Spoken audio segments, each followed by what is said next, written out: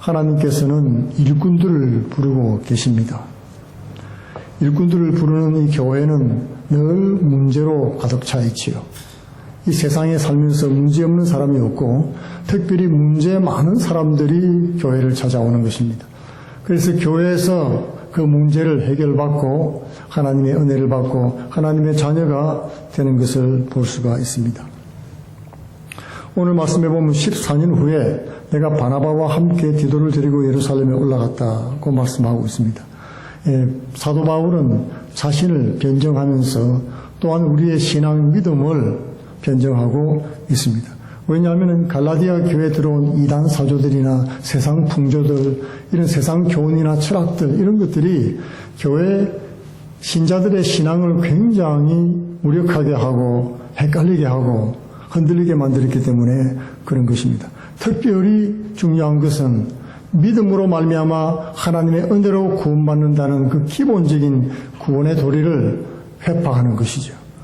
그것만으로는 부족하다. 뭔가가 인간의 공로가 보태져야지 된다고 가르쳤던 그런 가르침이었습니다. 유대교의 가르침이었죠. 그래서 이제 예루살렘 공회에 올라가서 우리 한번 이 문제를 논의해보자. 예루살렘에 예수님 제자들도 있고 사도들도 다 있고 한번 가서 이 문제를 의논해보자라고 올라갔던 것이죠. 그래서 안디옥 교회 대표 바나바 바울이 올라가고 또 안디옥 교회가 이방인 교회지 않습니까? 그 교회에서 이 행위구원, 믿음으로 말고 또 할례를 받아야 되고 율법을 지켜야 된다고 하는 사람들, 무리들이 또 함께 올라갔습니다. 그리고 예루살렘 교회 대표인 베드로, 야고보, 요한에게 가서 일단 물었다고 오늘 말씀하고 있죠. 내가 계시를 따라서 올라갔는데 올라가면서 하나님 계시를 주셨어요. 이 문제를 공회에 붙이지 말고 일단 먼저 누구를 만나라? 유력한 자들, 사도들을 먼저 만나라는 것이죠. 사도들을 먼저 만나서 이 문제를 나누도록 하는 것이 좋다. 그런 지혜를 하나님이 주셨기 때문에 그들을 먼저 만났습니다. 만나가지고 그러므로 여러분 이 교회의 중요한 문제는 갑자기 어느 날 공론에 팍 띄우는 게 아니에요. 그러면요, 사람들이 와 하면서 이런 얘기 저런 얘기 세상 얘기 별 얘기 다 의견들 다 쏟아놓고 싸움판이 되고 맙니다. 그 싸움을 붙이는 거예요. 붙이려면 그렇게 해야 돼요. 그렇기 때문에 교회 문제가 생기고 어려운 일이 생길 때는 먼저 유력한 사람들, 지도자들끼리 모여서 신중하게 교회를 지키기 위해서 하나님의 뜻이 무엇인지를 구하는 그런 시간들을 가져야 되는 것이 중요한 것입니다. 유력한 자들에게 사사로이 한 것은 내가 다름질하는 것이나 다름질한 것이 헛되지 않게 하려 합니다. 이것이 헛되게 무위로 돌아가게 되지 않기 위해서 그렇게 했다. 그런 말씀을 하고 있죠. 하나님의 사역은 그렇게 호락호락하지가 않습니다. 우리가 생각하는 것처럼 그렇게 간단하지도 않고요. 우리는 우리 신앙으로 볼 때는 이거 뭐 이렇게 믿으나 저렇게 믿으나 뭐 그게 그거지 싶을지 모르겠지만은 하루아침에 교회가 무너지는 교회를 저는 너무나 많이 봤습니다. 뉴욕에서도 봤고 제가 사역하면서도 그냥 아차 하면서 교회가 잘못된 길로 가는데도 그걸 누가 막아주는 사람이 없으면요 그냥 무너져 버려요. 와르르 무너집니다. 누구 강사한 사람 잘못 적용해가지고 무너지는 것도 제가 봤습니다. 하루아침이에요.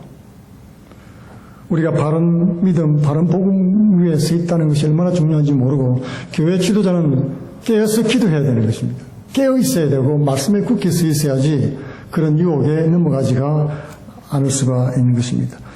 사도 바울은 예루살렘에 올라가면서 나와 함께 있는 헬라인 디도까지 억지로 할례를 받지 않게 하였으니 이 디도는 유대인이 아니고 헬라인입니다. 유대인들은 다 할례를 받았지요. 서컴시즌이라고 해서 할례를 받았는데 일부러 안 받게 했다고 하는 것이죠. 왜냐하면은 이 헬라인들, 이방인들에게 억지로 유대인처럼 살라고 하는 것은 이것은 복음이 아니다는 것입니다. 그것을 강력하게 증거하기 위해서 일부러 그렇게 했던 것이죠. 사람들은 그 당시에 목회자의 자격을 물을 때 여러분 예루살렘은 거의 다 누굽니까? 초대 그리스도인들이 유대인들이었습니다. 유대인들은 거의 다가 아니죠. 전부 다 할례를 다 받았어요. 예루살렘 교회는요, 거의 99%, 100% 가까이 다 할례 받은 유대인들이었다 이 말입니다. 그들에게 할례도 안 받은 기도를 데리고 가서 변증을 하는 것이 쉬운 일이겠습니까? 쉽지 않지요. 하나님 앞에 기도드리면서 계시를 따라서 올라가면서 그들을 먼저 만났습니다. 만나서 하나님의 뜻이 무엇인가를 증거했던 것이죠. 사실 그러므로 예루살렘 교회로 치자면은 목회자 자격은 일단은 할례를 받는 것이다. 그렇게 생각을 할 수도 있는 거예요. 그러나 그것은 하나님의 뜻이 아니다. 교회 사역자, 목사의 자격은 할례가 아니고 그건 유대인이 되는 것이지 그 그리스도인이 되는 길은 아니라고 하는 것입니다. 이는 가만히 들어온 거짓 형제들 때문이다. 그들이 가만히 들어온 것은 그리스도 예수 안에서 우리가 가진 자유를 보고 우리를 종으로 삼고자 함이로다. 예, 가만히 들어와서 오늘날도 교회에 가만히 들어온 사람들이 많이 있습니다. 신천지 같은 그런 것이죠. 교회가 타겟이에요. 여호와의 증인도 마찬가지입니다. 교회 나가는 사람들 타겟이에요. 믿는 사람들을 찾아가가지고 유혹을 하는 것입니다. 14만 4천에 들어야 된다고 얘기하고 이대로 가만히 앉아있으면 지옥 간다고 얘기합니다. 그냥 믿음으로 은혜로 예수 믿고 사는 것은 아무것도 아니다. 뭔가를 해야 된다는 거예요. 그렇게 가르칩니다.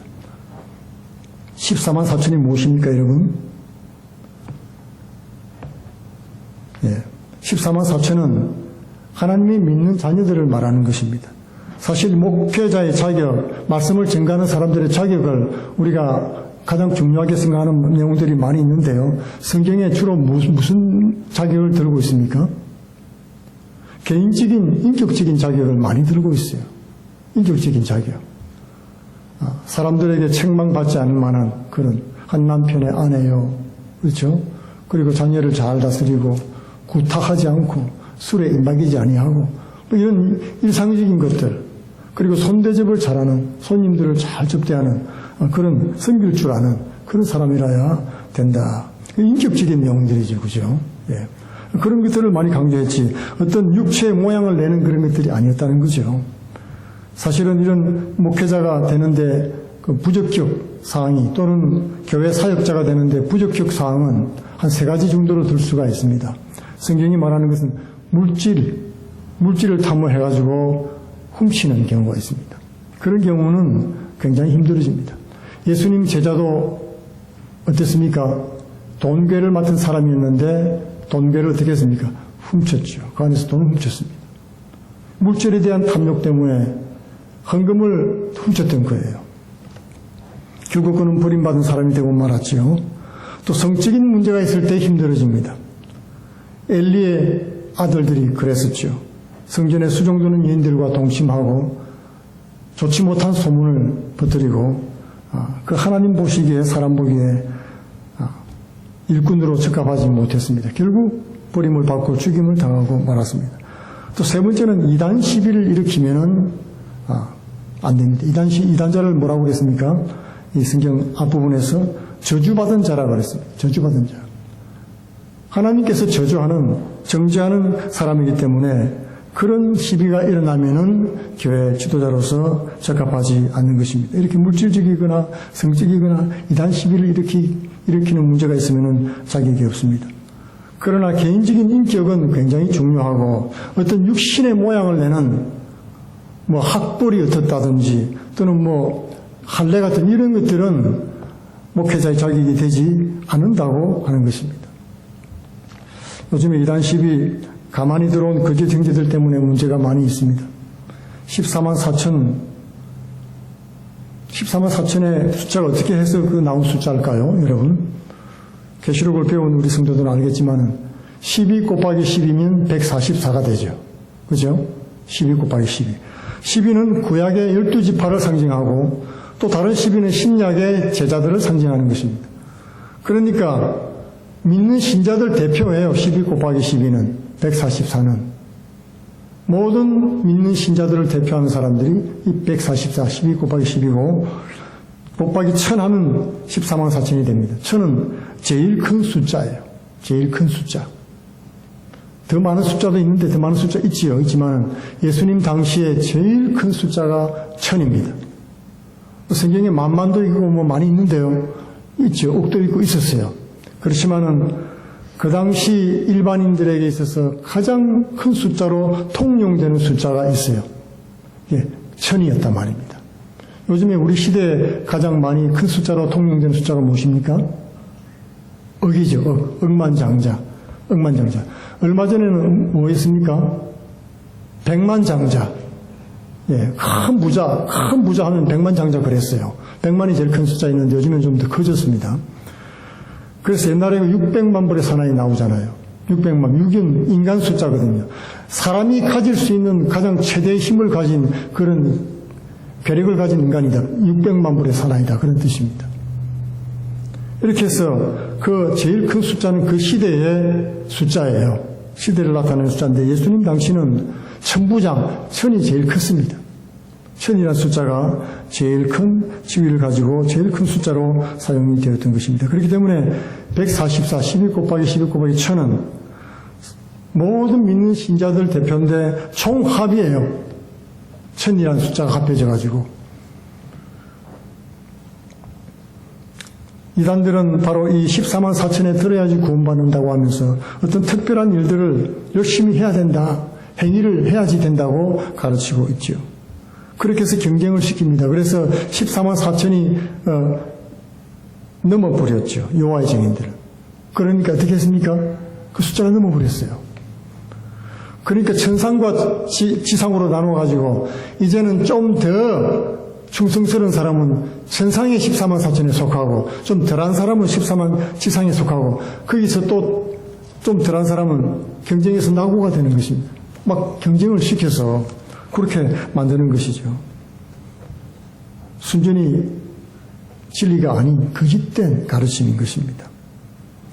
그 잘못된 가르침에 빠져서 유혹에 빠져서 재산도 삶도 인생도 가족도 다 파괴되는 모습을 볼 수가 있지요. 구원받은 성도의 전체를 14만 4천이라고 말을 했지 행위 실적이 탁월한 사람을 말하는 것이 아니었던 것입니다. 이런 가만히 들어온 거짓 형제들 때문에 우리의 믿음이 부서지고 우리 가진 자를 자유를 엿보고 우리를 종으로 삼고자 한다. 그리스도 안에 죄로부터 자유함을 얻은 구원받은 얼마나 기쁩니까? 얼마나 자유합니까? 그런 자유를 엿보고 종 삼으려고 제자 삼아버리려고 자기 제자를 삼으려고 했다는 것입니다. 그러나 우리가 한시도 복종하지 아니하였으니 이는 복음의 진리가 항상 너희 가운데 있게 하려 함이라. 한 번도 그들이 주장을 받아들인 적이 없다. 틀렸다고 했지 맞다고 뭐 맞는 것 같다든지 비슷하게 받아들인 적이 없다고 하는 것입니다. 유력한 사람들 중에 내게 어떤 업무를 대준 것도 없고 유력하다는 말은 교회 예루살렘 교회 지도자를 말하는 것입니다. 그리고 그들이 내가 무할례자에게 복음 전함을 베드로가 할례자에게 맡은 바 같은 것을 보았다. 이 말은 사도 바울이 이 유대인 말고 비유대인들에게 복음을 전했거든요. 그들이 무할례자예요. 할례 안 받은 사람들. 그 사람들에게 복음 전함을 맡은 것을 확인했다는 거예요. 이 사도들이. 사도 바울을 만나서 얘기를 들어보니까 하나님이 함께하고 할례를 받지 않은 유대인들에게도 복음 전함을 하나님께서 기뻐하신다는 사실을 알게 됐지요. 그리고 예루살렘 교회도 마찬가지입니다. 베드로가 피장의 시몬의 집에 가서 그죠 사람들을 누가 피장의 시몬의 집에 있을 때 고넬료가 초대해가지고 고넬료 집으로 갔지요. 이방인 집에 가서 복음을 전했더니 유대인들에게 은혜 주신 그 동일한 은혜를 하늘로부터 부어주시는 것을 보고 하나님께서 이방인들을 구원하시기를 기뻐한다는 사실을 알게 됐던 것입니다. 사도 바울의 말씀을 보니까 하나님께서는 할례 받은 자나 안 받은 자나 아무것도 구분하지 않으신다는 사실을 알게 됐습니다. 우리는 할례의 사도로 삼으신 이가 또한 역사사 이방인의 사도로 삼으셨다는 것을 말씀으로 변증하고 있는 것이죠. 이상한 일은 여러분 사도 바울이 누굽니까? 바리새인이고 유대인 중에 유대인이잖아요. 그러니까 우리가 생각할 때는 유대인의 사도가 되면 어떨까요? 사도 바울이. 딱 그랬으면 될 것 같지 않습니까? 많이 배운 사람이 많이 배운 사람들한테 복음을 전하면 맞는 거 맞잖아요. 그죠? 예. 학식이 높은 무슨 강남에 어떤 의사들만 모인 교회가 있다는데 거기는 굉장히 박사들만 다 모였으니까 박사가 가르쳐야 되는 것이 옳은 것 같죠. 예. 우리 사람이 생각할 때는 그래요. 인간적인 생각입니다. 그러나 하나님은 생각이 달랐습니다. 사도 바울은 이방인들의 말씀 하나도 모르는 무식한 사람들에게 복음을 전하러 갔고 베드로는 진짜 무식한 사람이죠. 그죠? 예, 어부입니다. 말씀을 배워서 유대인으로서 알고는 있지만 어부예요. 옛날에는 유대인들 중에서도 어릴 때까지 12살, 13살까지 이 토라, 말씀을 가르쳐서 구약을 가르쳐가지고 잘 배우는 학생은 라바이 공부를 시키고 목사 공부를 시키고 잘 안 되는 사람은 그냥 일반 직장인이 되도록 다 갈라줬던 거예요. 그 어부가 됐다는 말은 좀 그런 일에는 관심이 없다는 거, 말씀 배우는 데는 조금 재주가 없다, 학자적 타입이 아니라는 것입니다. 그런데 그런 사람은 복음을 예루살렘 교회의 수장으로서 성경을 가르치는 잘하는 유대인들을 지도하는 사람이 됐다는 것이죠. 하나님의 길은 우리가 알 수가 없습니다. 내게 주신 은혜를 알므로 기둥같이 여기는 야고보, 게바, 요한도 나와 친교하고 악수했다. 나를 이방인들에게 보냈다는 것입니다. 하나님께서 열어주시는 데 가야 되지 않느냐. 그것이 사도들의 결정이었습니다. 왜 사도 바울이 그렇게 됐을까요? 사실 유대인은 소수죠. 그리고 이방인들은 온 천하 만민이 다 이방인들입니다. 그렇죠? 그러니까 기독교는 전 세계의 기독교를 편만하게 전파하기 위해서는요, 율법에 대한 어떤 편협한 적용보다는 율법 정신, 하나님께서 왜 율법을 주셨는가, 율법 정신을 그런 포괄적인 이해와 적용이 필요했던 거예요. 바울은 편협한 유대주의자였고 회심했기 때문에 그것이 얼마나 필요 없는 것인가, 쓸데없는 것인가를 제일 잘 아는 그런 일꾼이 되었던 것입니다. 그리고 학자이기 때문에 조목조목 오늘날 이렇게 갈라디아서를 우리에게 보내주신 것처럼 13개나 되는 편지를 통해서 복음을 전가하는 그런 기회를 하나님께서 열어주신 것입니다. 우리의 생각과 하나님의 생각은 다를 수 있습니다. 우리는 우리의 생각이 옳을 것 같을 때에도 하나님의 지혜를 믿고 주님을 의지해야 되는 것입니다. 예수님이 이루신 대속의 구속에 인간의 노력을 더해야 된다 하는 가르침은 십자가상에서 예수님께서 다 이루었다고 하는 그런 대속의 완전함을 무시하는 그런 것입니다. 예수 믿고 그리스도인이 되고도 할례를 받아야 된다, 어떤 행위를 특별히 해야지 14만 4천에 속한다는 것은 거짓 형제라고 오늘 말씀하고 있는 것입니다. 우리의 신앙은 외모의 표를 내지 않습니다. 속 사람이 강건해지는 것이고 속 사람이 구원을 받는 것입니다. 그리고 천국이 임할 때도 천국이 우리 마음속에 먼저 임하는 거예요.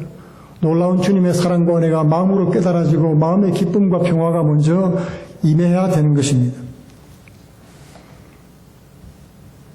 복음을 빈질시키려는 거짓 세력들은 언제나 존재하는데 그들을 분별하기 위해서는 지혜가 필요합니다. 하나님 앞에 기도하면서 말씀을 늘 묵상하면서 하나님께서 지혜를 달라고 우리를 기도해야 되겠습니다. 복음을 전하는 사람은 성도들이 순수한 그런 순수성을 끝까지 지킬 수 있도록 하나님의 교회의 지도자들은 복음의 파수꾼이라는 생각을 늘 가지고 있어야 됩니다. 소홀하게 생각하면 안 됩니다. 교회 지도자들이 이 일로 목숨을 걸었죠. 생명을 내놓고 지킨 복음에 진리인 것입니다. 이것을 가볍게 여기면은 배도자가 되고 가룟 유다처럼 되고 마는 것입니다. 각 사람의 사명은 달라도 우리 목적은 똑같습니다. 사역의 대상의 차이가 있는 것이죠. 우리가 일하는 것도 마찬가지입니다. 교회에서 섬기는 것도 다 각각 차이가 있지만은 다 같은 하나님을 섬기면서 주님께 영광을 돌리고 하나님의 주신 은혜에 감사드리는 우리의 삶이 되는 것입니다. 각자 부르신 곳에서 은혜의 복음을 전하되 서로 다르다는 것을 생각을 하고 하나님이 부르신 자리가 다르다는 것을 생각을 하면서 은혜 가운데 하나 되는 복된 교회 성도들이 되기를 축원드리겠습니다. 기도하겠습니다. 우리를